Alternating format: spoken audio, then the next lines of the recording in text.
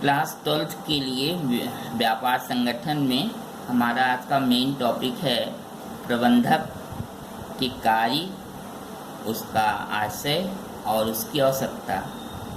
तो पहला प्रश्न है हमारा, प्रबंधक के क्या आशय है। प्रबंधक जो होता है एक मुख्य कार्यकर्ता होता है कंपनी का, जिसे मुख्य प्रबंधक या निर्देशक भी कह सकते हैं हम।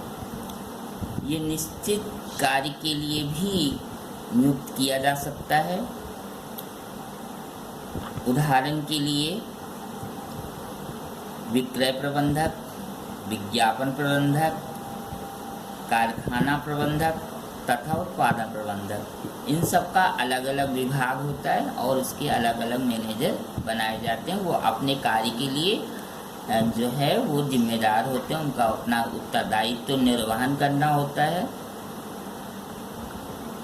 दूसरे शब्दों हम ये भी कह सकते हैं कि प्रबंधक आवश्यक कंपनी के सभी क्रियाकलापों का पर्यवेक्षण तथा नियंत्रण भी करता है। पर्यवेक्षण का आशय है वो देख रेख करना, ठीक है, और नियंत्रण का मतलब है अनुशासन को नियंत्रित करना, जिससे सभी कर्मचारी अपने कार्यों को ठीक ढंग से और लक्ष्य के आधार पर कर सकें, जिससे कि कम लागत पर अधिकतम लाभ प्राप्त किया जा सके। दूसरा प्रश्न है हमारा कि प्रबंधक की क्या विशेषताएं होती हैं। विशेषता का मतलब हमारी क्वालिटी होती है जो प्रबंधक के अंदर होनी चाहिए, जिसे हम प्रबंधक कह सकें। केवल एक व्यक्ति ही प्रबंधक हो सकता है। प्रबंधक कंपनी के सभी कार्यों को निष्पादित करता है। ये आवश्यक नहीं है कि प्रबंधक की नियुक्ति किसी ठहराव के अंतर्गत किया गया हो, यानी सेवा भाव के अंतर्गत किया गया हो।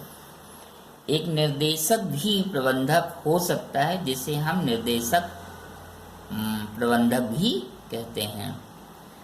प्रबंधक मंडल द्वारा यानी बोर्ड ऑफ डायरेक्टर, ठीक है, द्वारा निर्देशित सभी प्रकार के कर्तव्यों तथा उसका नियंत्रण का कार्य भी करता है।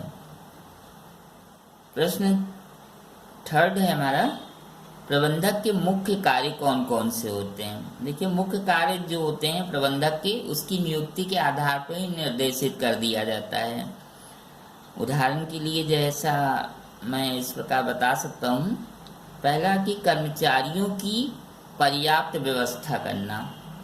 पर्याप्त का मतलब एफिशिएंट, जितने हमारे सफिशिएंट होना, ना बहुत ज़्यादा कम हो कर्मचारी और ना बहुत अधिक हो, क्योंकि कार्य भार पड़ेगा, व्यय अधिक बढ़ जाएंगे। दूसरा है पूंजी की व्यवस्था करना, जो कि व्यवसाय की कंपनी की एक आत्मा होती है, तो पूंजी की व्यवस्था करना। मशीनें एवं कच्चे माल की व्यवस्था करना, ये भी बहुत आवश्यक है। कच्चा माल अगर निश्चित समय पर होगा तो उसका उत्पादन सही ढंग से हो सकेगा। उत्पादन की मात्रा भी निश्चित करना, क्योंकि मांग के आधार पर उत्पादन निश्चित किया जाता है। तथा कार्यालय की स्थापना करना। कार्यालय की स्थापना, कार्यालय एक मुख्य स्प्रिंग की भांति होता है। जैसे घड़ी में मुख्य स्प्रिंग होती है, उसके समाप्त होने पर अपने आप सारा घड़ी का कार्य समाप्त हो जाता है। उसी प्रकार से कार्यालय अगर व्यवस्थित नहीं है, सही नहीं है, तो किसी भी कार्य को संपादित करना एक कठिन कार्य होता है। इसलिए कार्यालय की स्थापना करने में मैनेजिंग डायरेक्टर, मैनेजर का मुख्य भूमिका होती है।